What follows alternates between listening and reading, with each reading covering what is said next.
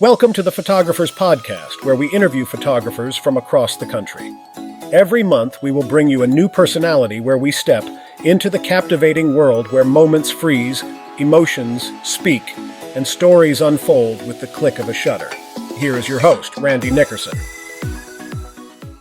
Hey folks, and welcome to this edition of the Photographers Podcast. We're here today in the historic Regent Theater, and many of you have been here to see some tribute shows or even some plays. And today we have event photographer extraordinaire, Ian Macready. How are you, Ian? Thanks for joining us. Hey, not a problem. Thank you for thinking of interviewing me. Well, I've wanted to talk to you for a long time about your experiences in this type of photography. Why don't you tell us a little bit about your journey getting here? Well, it started a long time ago in video. In high school, I was doing video of football games so the coaches could look at the plays afterwards. Right. So that was sort of the very beginning of this kind of covering things. Just went to Canada College for radio and television broadcasting arts, which is more directed towards broadcast. Ended up at a TV station, went through national networks, and especially in news. I was doing a lot of news coverage in the early days and everything, right? Lugging pounds and pounds of gear on my shoulder. I bet the equipment was much different then. Well, it did much different, yeah. Yes. And so fast forwarding through all of that and into corporate television and educational television.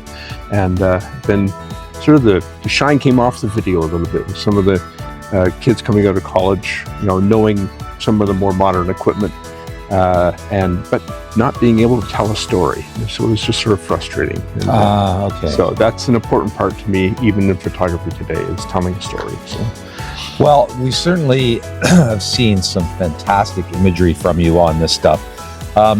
Let's talk about some of your early career experiences, like you said, with television and some of your, educational videos. Like, what would go into doing that work?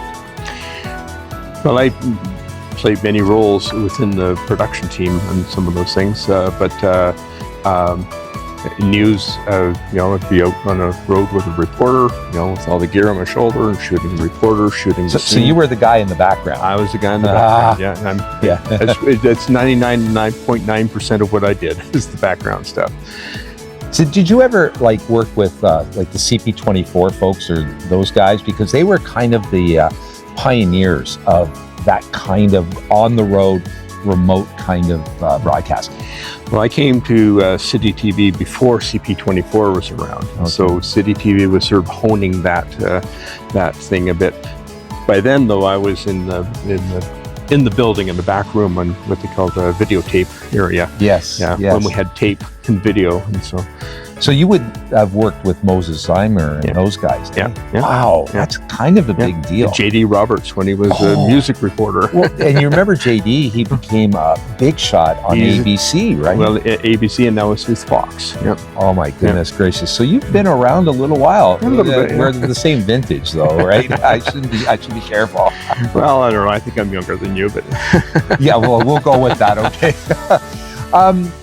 Let's talk about gear, because for this kind of photography, lighting and being prepared for that. So what kind of gear works for you? What I use, I swear by it because it just seems to work for me, is a Nikon D750, and it's not a mirrorless camera, but it's a very good camera. I have my favorite lens, the one I almost always use for these things, is a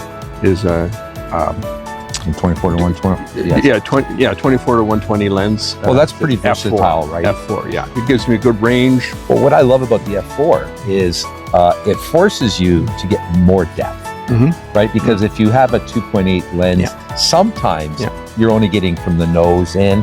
With the F4, it forces you to get more. Yeah, and that is all about the angles too. Sometimes the angles are just off a little bit, and so even the F4 doesn't quite reach the way you want it to. A hand is extended or something like that too. So yeah, you really do have to play with it.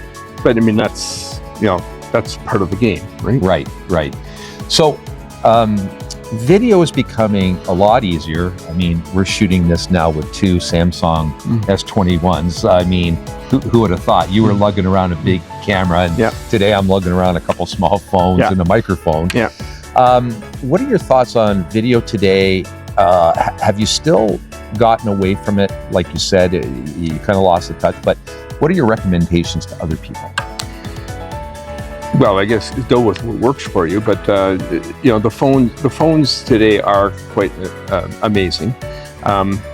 If you were doing more professional stuff, you might find you run into some limitations in some of the things you want to do. But 4K is pretty versatile. You can do some pretty amazing things. In the pro world, that may not be enough. I use my Pixel 7 sometimes when I want to catch some video for a show I happen to be photographing, and I just want to grab a I got to think that in the next year, I mean, in the next 6 months, we're going to see even more changes. I mean, the Samsung has an S24 that's come out now with a 10 times optical zoom. So when we're shooting or videoing from the back of the house, now you don't have to get into that digital zoom. You can use the optical zoom and get that 4K. Exactly. Right. Another analogy I use with the video is we don't use point and shoot cameras when we're shooting shows like this. That's right. And essentially that's what the phone is a point and shoot. I also have a Canon XA60 professional. Low end, granted, but the professional camera. And so what does that give you over the phones? Is it the depth of field? Is it that bokeh? Well, all of the adjustments that tend to be automated on the phones. Right. So you've got all the stuff that you have in your professional still camera also. So you've got, you can play with the depth of field. You can play with the focus, and you can to get the bokeh the way you want it to be or whatever. So I think think more adjustment. I think the phone is a great way to get started, and if you really get interested into it, and what's really great I find with these phones is their ability to deal with the light that's in a place like the Regent is so good. It certainly gets you almost everywhere you want to be. And to be honest, when you want to have 2 or 3 cameras set up, they're a lot easier to hook up on a tripod or something, right? That. I agree. Well, the shooting is easier itself. It's just that you're giving up some of the decision making that you would make. You're giving it up to a chip in a camera. I would agree with that. Well, I'm going to show a few sample videos in here while we're talking, just to show what you can get with this. So let's talk about your favorite. I mean, look, you and I get to do this cool thing. People are, they go, wow, I wish I could do that. Now, what drives me a bit nuts is people it's work. Yes. I mean, I come out of a shoot and I'm tired, I'm sweating, you're up, you're down, you're around. And after a while, you get beyond the show itself and you get to the job you have to do, right? But you've got to have some favorite shots that you've taken. Well, I can't think of anything specifically off the top of my head. However, the ones I like are ones where even if the person isn't lit, I can deal with that in post. But with the background, it's got a nice glow, whether it's a glow directly behind the head or an overall. But you have to look for that, right? Like you have to maneuver yourself to find those. And one of the ways I think about it is, I tell you a philosophy. It doesn't deal with that specifically, but the philosophy I have is I come into the show, and I'm looking for. I come in early, first of all, get to know people, get to hang out with people. But I also, if I have access to backstage, I walk around backstage because it's dark during the show. I want to make sure I'm not tripping over a guitar case during the show. So you're talking about prep, right? Yeah, so prep. But the other thing is, while I'm shooting it, I want to consider myself to be a part of the band. I want to get right in under their skin kind of thing, right? And understand what they're doing. And that helps me to look for the moments. But we've talked a lot about the tell, so that's incorporated into that, right? Well, let's talk about the tell, because that's something I tend to teach people when they're saying, like, what makes a good, so often in this kind of photography, we call it mic face, right? Where the mic's right in the face. So talk about what we mean by a tell Mhm. so that you can maybe avoid those situations. Well, you're just observing in that case, a singer, that you're also observing a trumpet player or a saxophone player, right? Mhm. You know, like the number of times they got a shot when they're just taking a breath, Breath, right? and that's what pulls them back and creates that space. Or even their lips just aren't formed around the mouthpiece sort of thing, right? Right. So it bugs me, and so I like to make sure that they're actually performing a note. Hey folks, we're going to get back to our show in just a minute, but I thought this would be a great time to talk about real estate photography with trusted real estate agent Irina Rudenko from Remax Jazz. Hi Irina, thanks for joining me.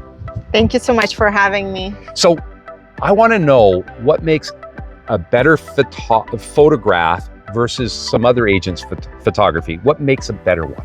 Yeah, absolutely. Well, I think at the end of the day, we want to communicate a story. So today we're in this gorgeous neighborhood, North Oshawa. Yes. These are custom built homes, cast-injured homes.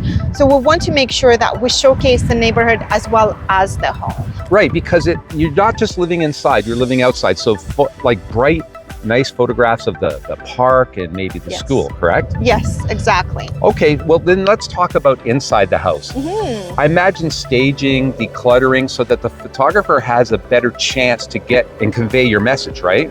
Yes, exactly. So just think about it. Right now, there is probably 1,000 different options for buyers out there in Yeah. the market. Right. So we want to make sure that when they look on MLS or Realtor or any other, sites, they can be captured with the information and specifically And- photography when they're seeing it. So getting the features, Yes. right? Making it so you can picture yourself in the room. That's what the photographer has to do, correct? Exactly. Right. So it is definitely a package. At the end of the day, we like to work as a team because you can have great photography, but if there's a lot of things happening in the house, Yes. a lot of clutter or things are mismatched, it's hard for people to visualize themselves in the space. Yeah, So, I would imagine. So guys, we're gonna go back to our show, but I just wanna thank Irina for helping me out here. Irina, if somebody wants to get in touch with you, how would they do it? yeah, absolutely. You can just give me a call, 416-220-0205, or you can visit my website at rudenkohomes.ca. Great, and thanks again, and guys, let's get back to our show. Even the tells for guitar players, you know that they're going to be, if you're paying attention to the music itself, being a part of the band, and you know this piece of music's coming up, and the Right. guitar's got a big solo, he's probably going to do a guitar face or a Well, and that leads me to thinking about the energy that's on stage, Mhm. how it translates to the audience and to us. Yeah. If we're finding we can't get a shot, Mhm. I find the audience probably is not enjoying the show, because let's put it this way, it's theatrics as much as it is music, right? Do you Yeah. find that? Yeah, absolutely, for sure. Yeah, it's part of why I want to be a part of the band in my mind is just to try and to be a part of it. And if all the other performers in my band Right. aren't playing their part, I want to be the one that's playing my part. So they're actors. Yeah, Right. and so I want them to. I want to look for the towards the end of the song, when you see the other band members turn towards the drummer. Okay, well the drummer might be doing a big high stick thing, for instance. Well, right? you love to shoot drummers. I love shoot drummers. Yeah. So tell me a little bit about the challenges of shooting a drummer and why. Well, drummers have cymbals in front of them, and sometimes it's really hard to get that shot. I notice that a lot of more professional ones, the ones that maybe it's just more of an ego, I don't know. Mhm. They tend to have their their cymbals sort of set to the side more and stuff. And that might be a skill thing where they, Right. they're able to play like that. But but that's the main challenge, is getting an angle on the shot. Not only getting the angle, but not having a keyboard player in the way of the Right. excellent shot. All of Right. those things. 'Cause they And the tend to drummer's be in the always back. at the back, Yeah. right? So you'll see there's some shots I do where the drummer is positioned sideways on the stage, which was kind of neat. I was able to go backstage and shoot them straight on, and Well, let's talk about when you go backstage, because there's got to be like 9/10 of all the photographers out there can't go backstage. that's right. Yeah. So talk to us about the experience of going backstage and what opportunities that opens up for you. I always like to try and include an audience shot somewhere, and that's a great place to get an audience shot, especially when they do one of their they have the camera and the light comes on. Desperado song comes up, and they're doing and the lights are going sort of. Yeah, and it's a good video opportunity too if I have the presence of mind to do that. But yeah, so you're getting a different perspective on the band. I like to one of the ways I think is I want to give the people who were at the show when they're looking at the photos later on. Yes, that's the experience that's the experience I had with seeing the band. But then I want to throw a curve at them and say, oh, well, that's a different perspective I didn't even see, sort of thing, right? Yeah. Well, your shots just off the stage are definitely unique, and I know when there's something going on in the audience that you can capture from behind the band, that tells the audience what the band is seeing, right? Yeah. And so now you're a storyteller now, right? Goes back to the news. You're a storyteller of the show and how it's going and how everybody's interacting. Yeah. I find you do that better than anybody I know. I've tried to go behind the stage, and I'm just not getting the same quality work that you do. So I think you've definitely perfected that. Yeah. You should write a book now on how to shoot backstage, right? Sure. It's a pretty small topic, but okay. It might be just a pamphlet. A pamphlet. So let's talk about some more of the challenges. Like you get some brass bands up there, and there's so many people on stage. It's really hard to separate people from side. So how do you deal with those situations? It's just working the angles. It's just like, especially if you get a chance to be backstage, it's just sort of trying to eke yourself in without stepping on the person who's doing the monitors and behind the stage. Just trying to work the angles and get the shots. Or there's very few tells this way, but I mean, just getting the other player to lean back, do their note sort of thing, and all of a sudden now I've got a shot of the sax player that's always behind everybody. Do you know, so it's just paying attention. To that point, when you get some of the newer bands that you've created a relationship with them, I have told them, I said, guys, look, play to me sometimes. Yeah. Because if you're playing to me and you're getting like a lot of energy and a lot of cool faces and that, the audience sees that too. Yeah. And so that's another thing. We're not mentoring the bands, but we're kind of mentoring some of these younger bands, right? Yeah. Like, help me make you look great. Yeah. Right. And that's something if I get a chance to talk to the band before the show, then I say I'm here. Yes. Not only for my employer, but also for you. Yeah, to make you look good. Absolutely. When you look good, I look good also. So it's a symbiotic thing. And then I try and talk to them after the show too. And I tell them, especially if it's a band that keeps them coming back, I try and tell them, I'm going to tag you in my Facebook post of this, so you're going to see the shot, sort of thing. Right. And if you like it and share it with your people, then they're going to see more of you. Right. The next time you come back, I want you to think about that and realize that 100%. I'm here, and you're going to 100% think about the theater in this. Correct. Yeah. Right. Yeah. So. I want to go back to. I should interrupt you. One thing. The one thing I don't like is when the guitar player plays to you and they step right out of the light and get close to you. Well, see, that's a challenge. So, one of the challenges for sure is our country singers are always wearing a baseball cap or a hat. So the shadows come on them, and the only time you're getting a face is when they put their head back, which is rare. Yeah. So country music is a hard shoot every time. Yeah. Kim Mitchell was here, same problem. He's wearing a hat. You're not getting a lot of eyes. Now you got some great eye shots with him, and he had his cap down really low. And part of what I looked for there is the opportunities where sometimes the light reflects off other things. Well, thank goodness. And I'm paying attention to that sometimes too, right? And there's some light right on his face under that hat. Yeah, thank you. But you had to be ready, right? Yes, you had to absolutely. be ready. And this gets us into a bad habit a lot of photographers develop, and it's called chimping, right? So to those people that know, chimping is when you take a picture and you want to look at it right away, and you lost 4 other shots. So don't chimp is the rule, but we do fall into it sometimes, we right? Still do, even though we know not to. Because we want instant gratification, right? Well, it's not even that. It's just because I am looking for a shot of that person. Have I got that shot of that person? Right. I don't know. Yeah. Right? Well, and to discipline yourself to wait till the end of the song for you to do that, right? Yeah, that's true. Yeah. So, I mean, we talked about Kim Mitchell. I mean, we have seen some pretty cool artists that for some reason have lived from the 70s and 80s. Yeah. They're still performing. And they're performing because they're good on stage. Yeah. So let's talk a little bit about that. And in this theater, we've seen Chilliwack.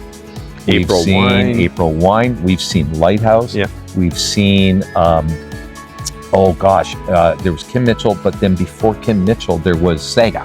Yes, that's And right. I know Saga's one of your favorites. Yeah, they are. Yeah. And what makes Saga so cool for you? It's interesting because in a way it's almost a negative thing, but it's not in this case. They've been doing their show for so long.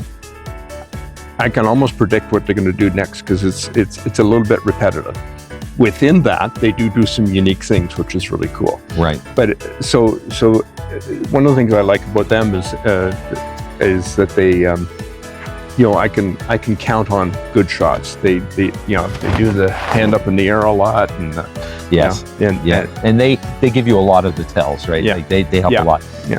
But beyond that, they sing so well. Yes, yeah, they're very tight band. Yeah. Very tight band. Yeah.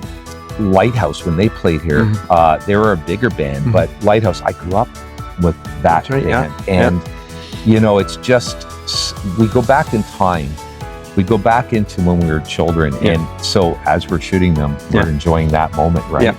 Yeah, you try and keep the excitement down so that you can pay attention to what you're doing, by all means, Well, I think some of your best shots are your drummer shots for sure, but can you recall, I don't know, like Abamania or the Seeger Forever band, like which ones resonate with you even right now as we're sitting here? Like, I know trying to remember everybody you've shot is hard, but Well, you mentioned the Seeger band. I mean, they're a tribute band, so they're not the actual artist, but they want.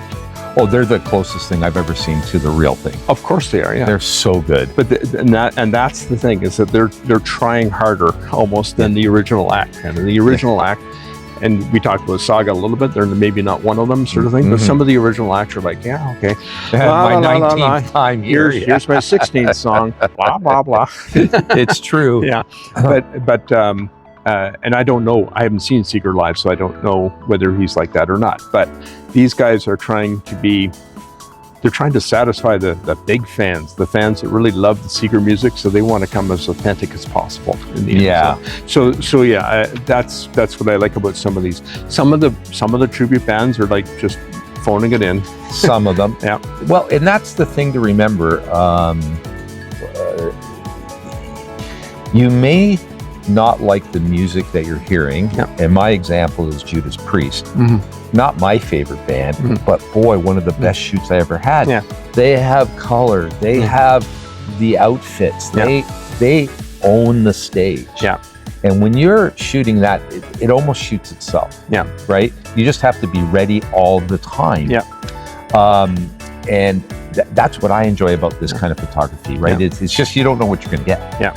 And like we've shot Crown Lands before, and Yes. they've got some good action. I like the Sky Diggers. They're a folk band, essentially, Yes. but they have such great stage presence, and there's always something interesting to shoot with them, for instance, right?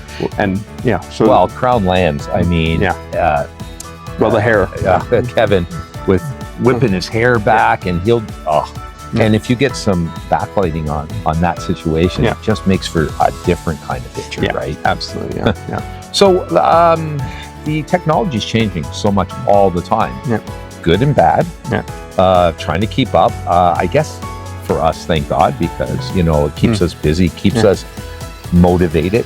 But how are you keeping up with, are you taking courses? Do you belong to a club, that sort of thing? I belong to the Offshore Camera Club, and we're always doing workshops of very interesting things. Even if it's not something per se that I'm interested in, you always learn something about the photography itself in those workshops. amazing speakers. It's always good to get a part of a group of like-minded people in anything you do. At anything you do, yeah. But photographers, if you're living in Oshawa, sign up for the Oshawa Camera Club. You don't have to be an amazing photographer, but you might become one because you're seeing amazing speakers every month. Disclaimer here, we're both in the Oshawa Camera Club, but we're so in love with that club because we have some of the best photographers in the world. Yeah. They help keep us humble. Yeah. Because every time you think you're all that in a bag of chips, you see someone that does something better. Mm-hmm. And I'm starting to become a bit more philosophical about my photography, trying to get stories and inner meaning and stuff like that.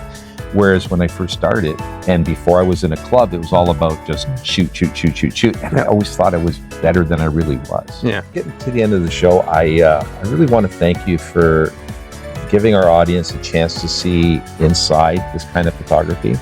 Why don't you tell them where they can see your work? Well, mostly I concentrate on Facebook and my website. My website is currently out of date, but as of this interview, I'm going to update it for you. and Facebook. I'm kind of old school. I do a little bit of Instagram, but so what's the website name? www.macready.ca. MACCREADY.ca. Well, lucky for you, I will put the name right down at the bottom of the video, right here, somewhere around here. Well, thanks a lot, man. It's been a real pleasure to talk to you. I've wanted to do this for so long. Yeah. It's been a pleasure talking to you too. I mean, I respect your work also, and this is a great thing you're doing. Well, we've got to get us shy folks out there in the public, don't you think? Yeah, absolutely. Yeah. All right. Well, thanks again. Yeah, first time in this side of the camera, right? Yeah. All right, folks. Thanks for joining us here, and stay tuned for our next episode. It's time for the Photographer Spotlight. Every month we will feature a photographer that is worth a follow on social media. This month's spotlight is on one of Newfoundland's most distinguished photographers, Gord Follett. Gord's lens serves as a conduit between the rugged landscapes and the resilient spirit of Newfoundland. His photographs are not merely snapshots, but rather vivid narratives that transport us to the heart of this enchanting province. What sets Gord apart is his ability to capture the essence of Newfoundland in its purest form. Whether it's the rugged coastline or the classic view into village life, Gord's images are imbued with a sense of authenticity and depth that is truly captivating. What makes Gord's work even more remarkable is his unwavering commitment to preserving Newfoundland's cultural heritage. Through his photography, you will be transported to this magical land. From the classic fishing villages and lighthouses to the impressive icebergs, Gord's vision of Newfoundland invites us all to enjoy the beauty of this unique place. So let us applaud Gord Follett, a master storyteller whose photographs capture the very soul of Newfoundland. Gord Follett, this month's Spotlight.